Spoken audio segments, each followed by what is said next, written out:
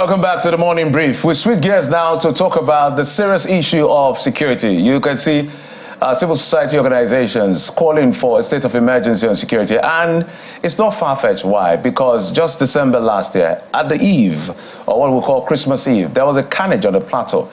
January this year, 30 more people were killed in Mango local government area. And if you look across the country, even in the nation's capital, which is supposed to be the safest place across the country, just because of the status it holds as the administrative headquarters of the country. People are being kidnapped and criminality is on the rampage. So everywhere you look is either one form of criminality or the other. Bandits wreaking havoc, or terrorists wreaking one form of havoc, or criminals themselves abducting people to get ransom. We cannot sit idly by and just watch this happen. That's why we're bringing this conversation to the fore today, because the primary responsibility of government is to protect lives and property. That is their primary responsibility. Every other one is more like an appendage. If you build roads and people are not safe, it means nothing. Our guests are joining us to discuss on this particular issue.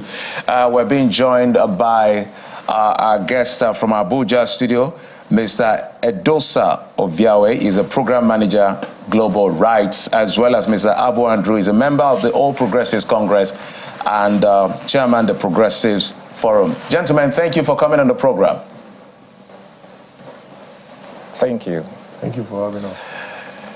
Mr. Abu, let me come to you. I always come to the party in question because your party is in power. So I always say that you have to do the heavy lifting because you made promises.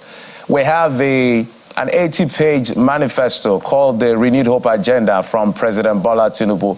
But in the last 8 months, we've been seeing the resurgence of another dimension of insecurity.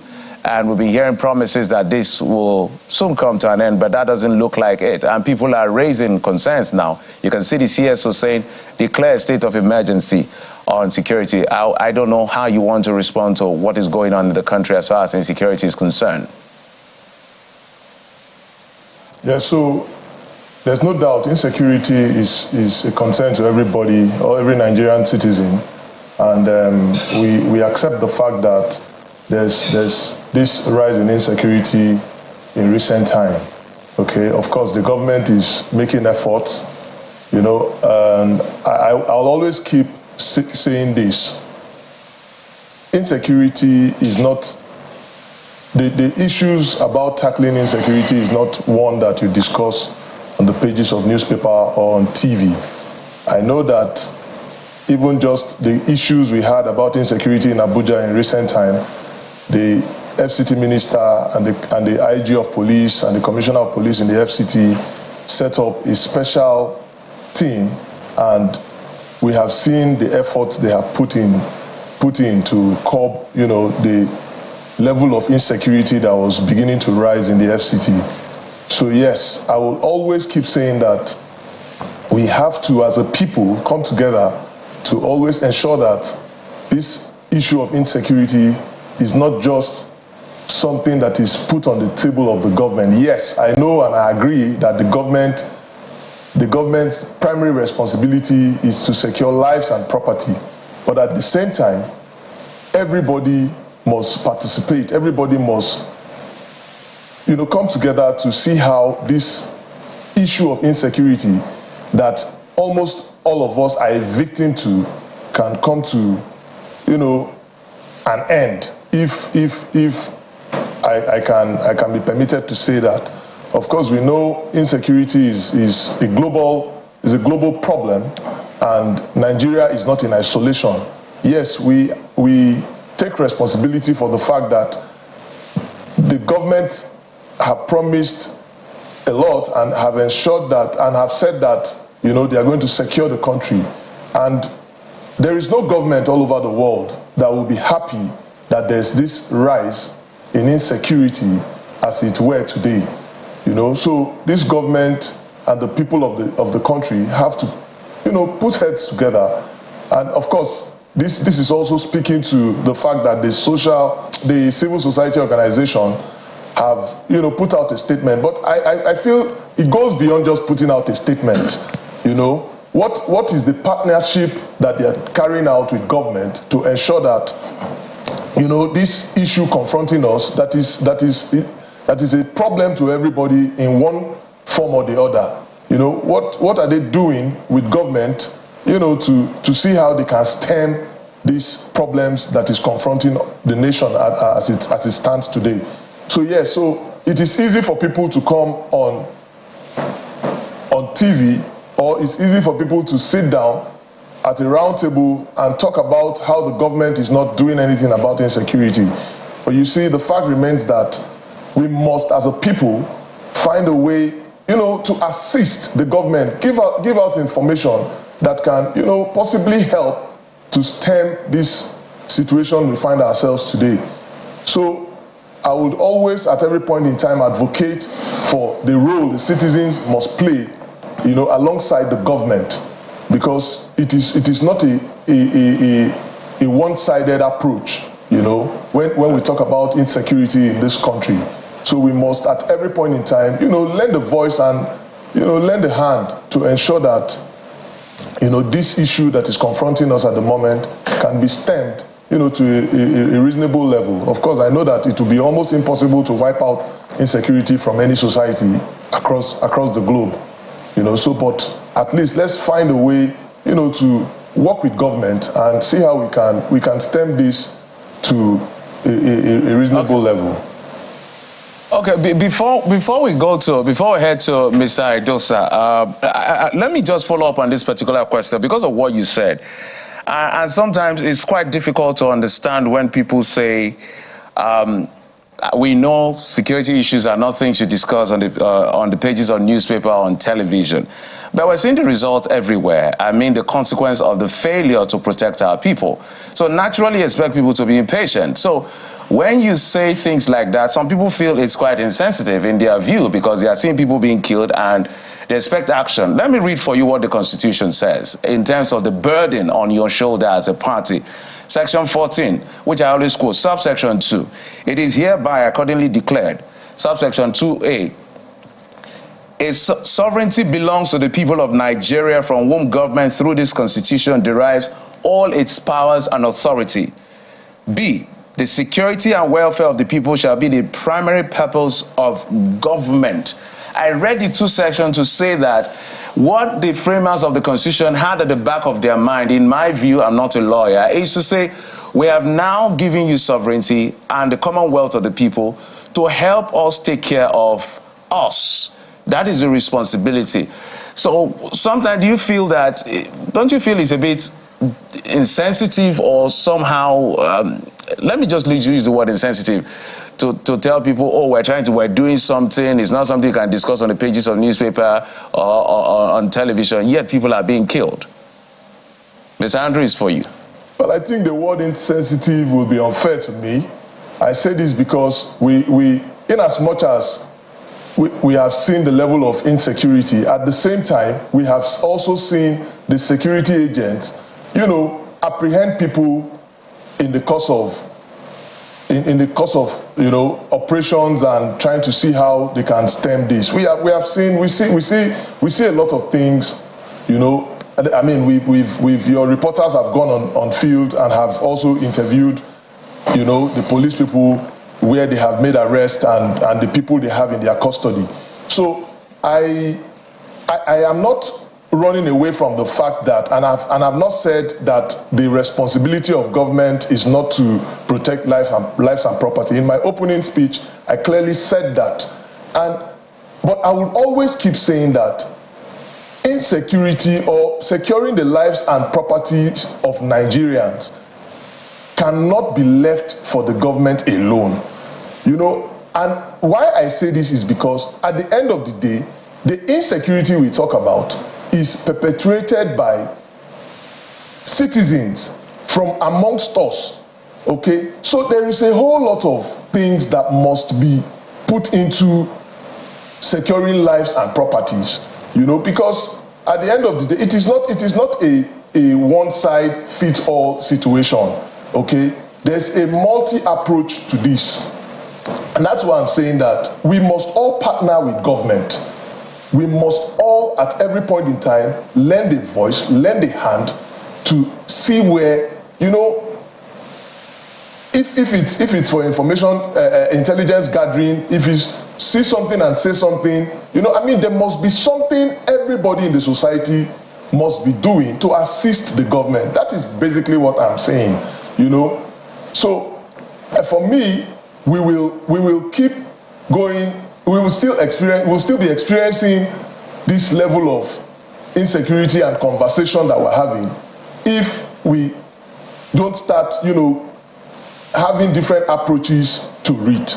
Of course, we know that the government, I know of the fact that the government is doing a lot to ensure that this is stemmed.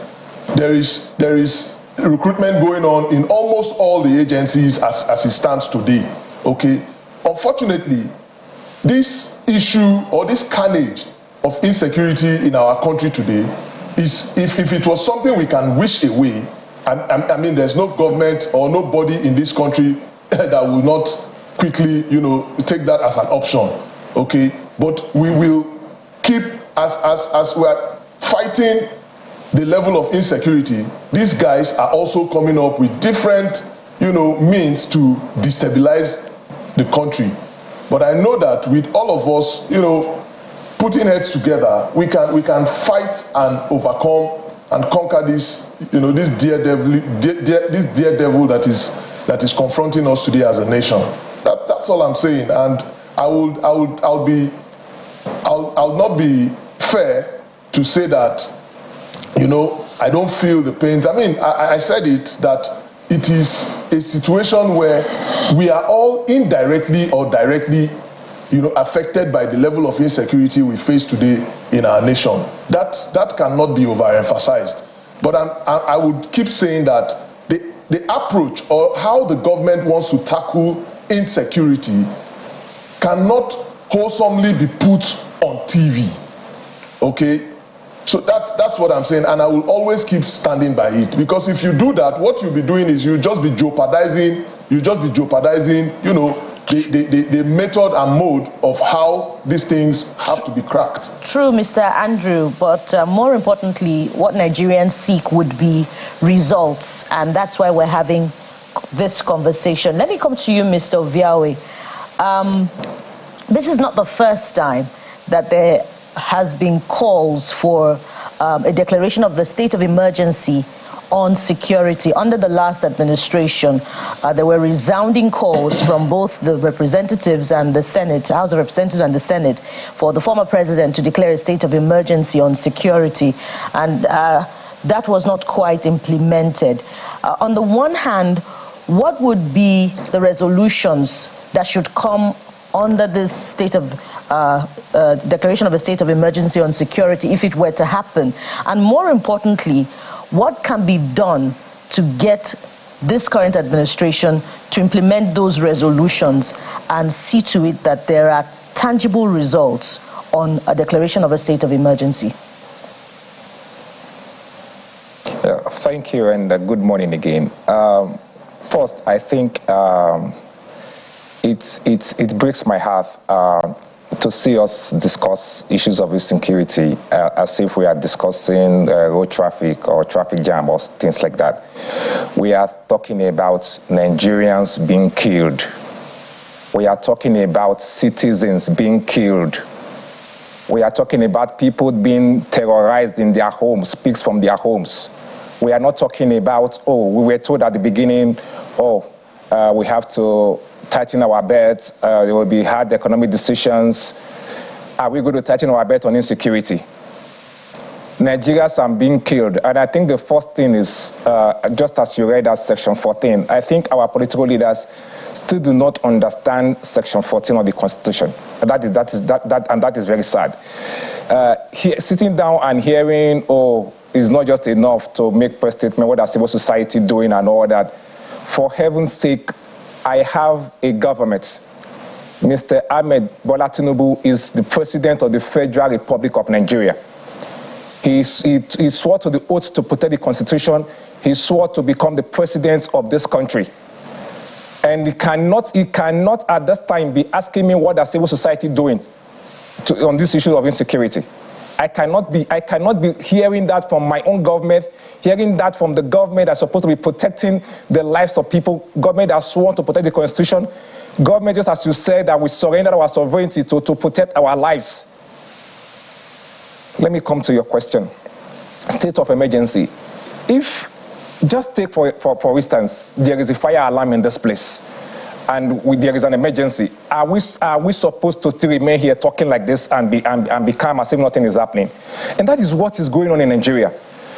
Terrible things are happening. Nigerians are being killed in their numbers, in the hundreds, in the thousands, and we are still living as if everything is okay, and we are just saying, yes, we are doing our best, you have to contribute, we are, as if everything is normal.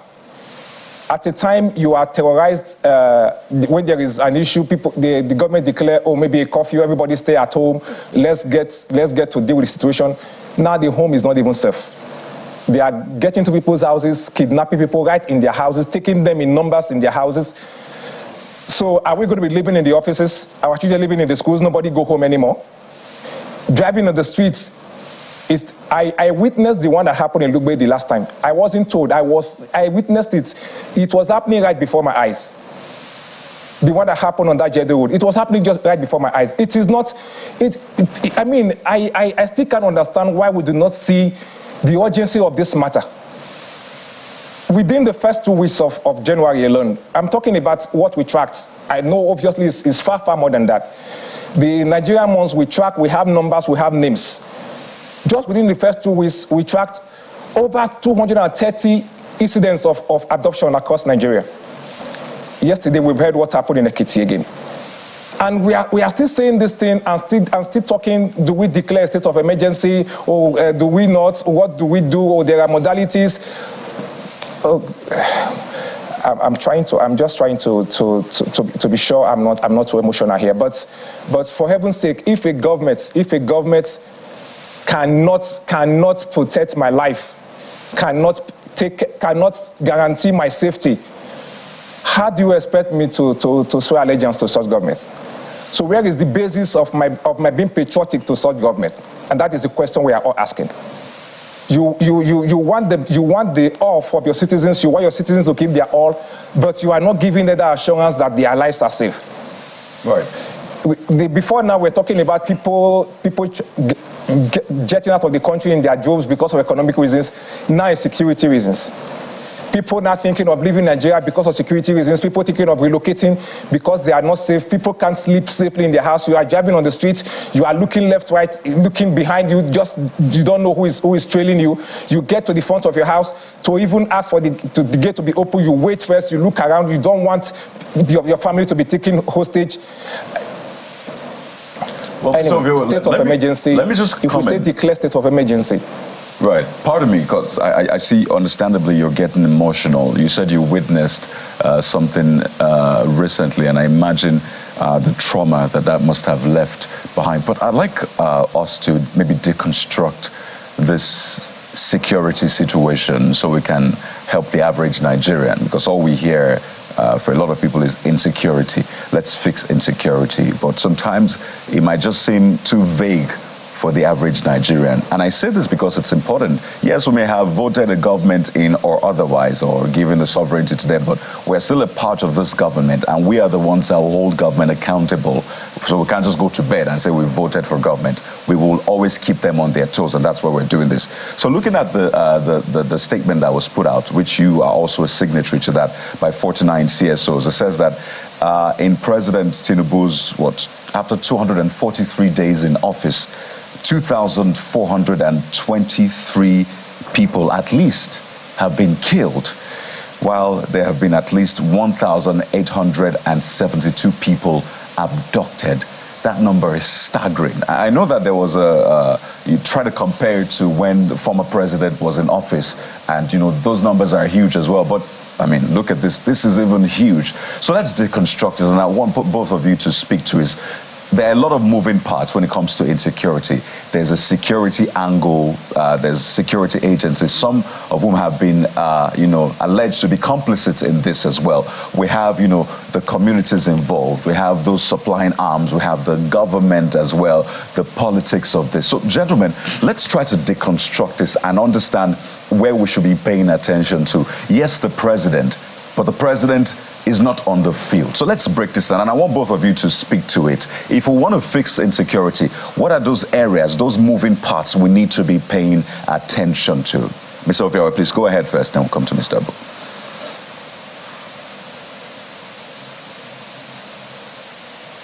Is it me to go on? Yes, please, you can go ahead. Okay, thank you. Yes. First, the people perpetrating these atrocities we're talking about. Yes, I understand the president is just one man. We cannot be saying he takes all the responsibility, but he should show leadership. And that is why we are all calling on him. He should show leadership. These people, they operate in a way we all understand. We don't need super intelligence to understand how these people operate. They adopt Nigerians.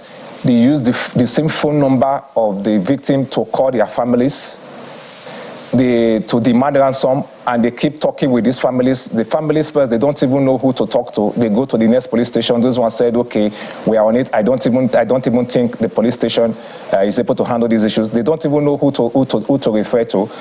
And they keep making calls. Transactions are made, monies are transferred. Some are, of course, I know some are carried in hard cash, some are done through bank transactions.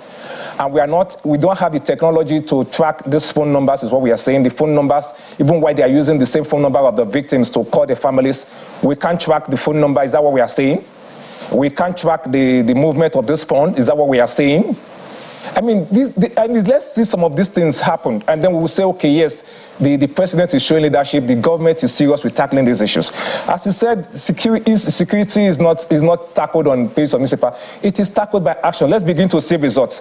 Let's see how many phone numbers have been tracked, how many people have been caught using this simple technology to track these people. For heaven's sake, if this was happening in some countries, without me mentioning names, of course you know what I'm talking about, I don't think we will still be, we have to go to the poor citizens or CSOs have to come out to shout before the government knows what to do. You give ultimatum to your service chiefs. Do this within the 1 month, and I get this to be done. Every day we hear ultimatum have been given to service chiefs. 1 week ultimatum, 1 month ultimatum, 2 months ultimatum, and it ends there, and nothing happens, and then the government still just continue, and then we just move on to the next incidents and start discussing the next incidents. That is not showing leadership. That is not what we are expecting to see. Let's see that the government is serious with tackling these issues. If you are saying you are giving your service chief ultimatum to do XYZ, and they fail to do that, what is the consequence? All right. These people moving this money, these people making these phone calls, how are we tracking them? How are we getting them? How are we? I listened to the first PRO the last time. That is where the judiciary is still coming. I listened to the first PRO the last time, talking about one of the suspects that he was previously arrested last year on the same kidnapping issue, and he's committing another kidnapping again this year. So what is happening to our judicial system? How are we dealing with those that have been arrested? What level of consequences are they facing? Are we releasing them after a few weeks, after a few months, and then they go back to the same business? Let's see things happen. I must say the president needs to send a very strong signal to these people that my government will not tolerate this, and that is where this can really stop. Let's come to Mr. Abu Andrew and get him to speak to. So he has identified a few things. He's talked about tracking these perpetrators, consequences for those who drop the ball on security agency side, and then judicial system. Is there enough consequence? Over to you now, Mr. Andrew. What are the moving parts? Again, the issue of insecurity cannot be overemphasized, and I'll keep latching on that.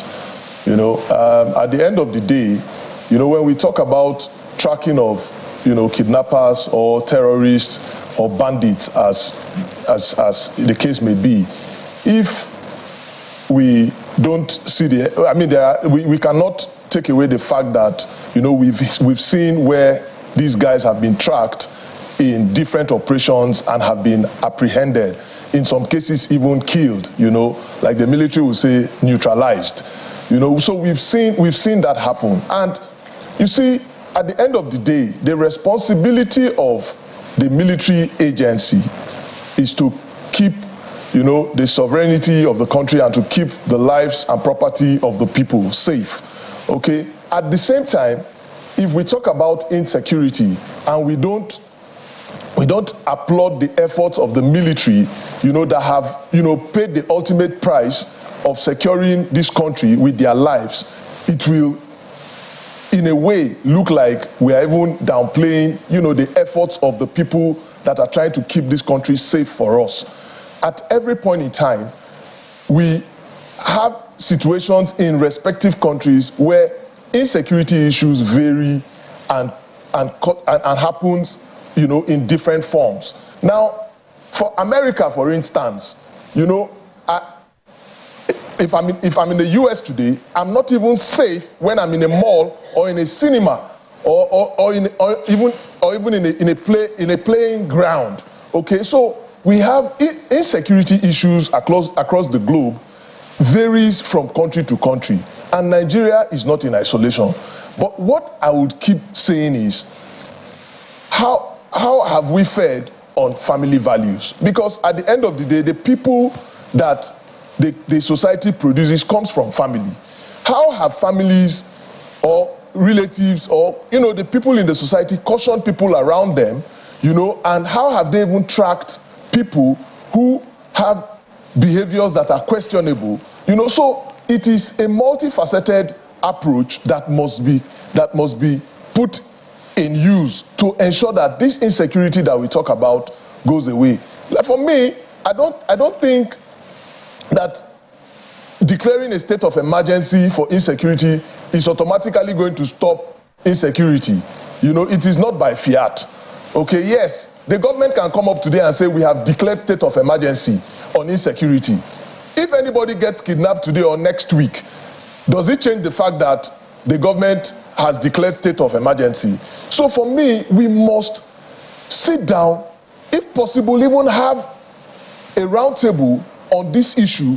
The society, the civil society, the community leaders, the religious leader, and everybody must be involved so that we can find a way to stem this. Right now, it is very, very clear that the government alone cannot solve this problem that is bedeviling us, called insecurity today. So we must, at every point in time, find a way to see how everybody that is involved in the society, that makes this society works, you know, come together. Let us start proffering solutions and see how the government can tackle these things headlong. You know, because we have used kinetic and non-kinetic approach. From all indication, these approaches are not even working, you know, the way or giving the kind of results that Nigerians expect. So we must see this as a Nigerian problem, not just a government problem. Because at the end of the day, who suffers the brunt? And if we talk about insecurity, or we narrow it down to kidnapping, we've had government officials being kidnapped. You know, we've had ordinary citizens being kidnapped. You know, so we are all a victim and a potential victim to this situation. What do? We must sit down and see how everybody must come together to tackle this issue of insecurity. All right, Mr. Albo, if I be button, just as we begin to round off this segment on the program, just straight questions, because as I listen, I can see that you're trying to say, look, all of us, all hands has to be on deck, because government alone cannot do it. I'm sure that everybody agrees with that. But the people expect that, you know, the government will be at the vanguard of all of this, maybe a step or 10 steps ahead to help the people build confidence at the end of the day. So some people are also preferring, Kayode did ask questions about moving parts. So let's talk solutions. This question is to both of you as a round off. Some people are asking for a restructuring of the country so that the local government and the state government will begin to have some level of power in terms of managing security agencies and deal with situations as is peculiar to them. Are you buying into that conversation? Is it now time for us to start talking about that, given how precarious, more like a quagmire we found ourselves? Mr. Albo and Mr. Edosa. Let me start with Mr. Edosa. Thank you. I think to answer that, we must first ask ourselves a question. That's like doing an audit now. What is really the challenge? Is it that we don't have enough equipment or tools, or we don't have the right technology, or we don't have enough personnel, or we don't have the expertise, or is it just is it an issue of competence? That is the first point we need to come to. We need to really audit the whole process. Why are we not able to deal with this security the way we deal with it? Some of these things happen in other climes within 24 hours, 48 hours. The culprits are already apprehended and things are done. But here it takes one case get to another. We talk about this week, and while we are still talking about it, other one happened the next day, and we keep going on, we keep going on, keep going on. Is it an issue of personnel? Is it equipment? Is it technology? Is it expertise? Is it competence? And I think until we identify that, even the talk of should we have a community police? Should we have local government police? Do we have state police? If we don't identify where the issue really lies, it still boils down. It still comes down to the same thing, because still taking this, okay, let the states have some level of state powers in terms of policing and the rest, or local government and the rest things. If it's an issue of competence or expertise and the rest things, and we've not properly identified that to deal with it, we'll still be talking about the same issue. I agree, just as you said, security is everybody's business, but just as I said before, we need leadership. Solutions have been proffered over and over again. Even at some point, there have been open letters to the presidents and all of that. So solutions are proper. Citizens are not just complaining. Citizens are telling the government sometimes what to do, but we are not getting results, and that is the main thing we must not shy away from. We are not getting results. We are not seeing what we expect to see. And so I think that would just be my response to that in terms of whether to have a state police or just the central police. We must first identify where the gaps are. Is it tools? Is it equipment? Is it technology? Is it personnel? Is it expertise? Is it competence? But let's identify that, deal with that, and then before we know whether to talk about state policing and all that. Ms. Alpes, so now your turn. So for me, I just for anything that is going to bring an end to insecurity, I would always support it, okay? But I would keep standing on the fact that the issue of insecurity must be one that will be put on the front burner, and one that everybody must be involved. Community leaders, religious leaders, traditional rulers, security agents, everybody must, right now, I think it has gotten to the point where we must start having town hall meetings, even if it's secret ones that you don't expose, the approach that wants to be used, to curb these insecurity issues that is facing us today, But we need that conversation. We need to start having that conversation. And this conversation is not just going to happen only at government level. This conversation must take place at every level, at the 3 tiers of government. It is the responsibility of everybody. If we leave this issue that is biting all of us very hard in the hands of just the government, I'm telling you, there will be no end to it. All right, that's a good place to just wrap it up. Thank you so much, Mr. Abu Andrew, member of the All Progressives Congress and chairman of the Progressives Forum, as well as Mr. Edosa Obiawe, program manager at Global Rights. Gentlemen, thank you so much for your perspective and for coming on the program. We will keep talking about this until our country is safe for every one of us. Thank you again. Thank you for having us.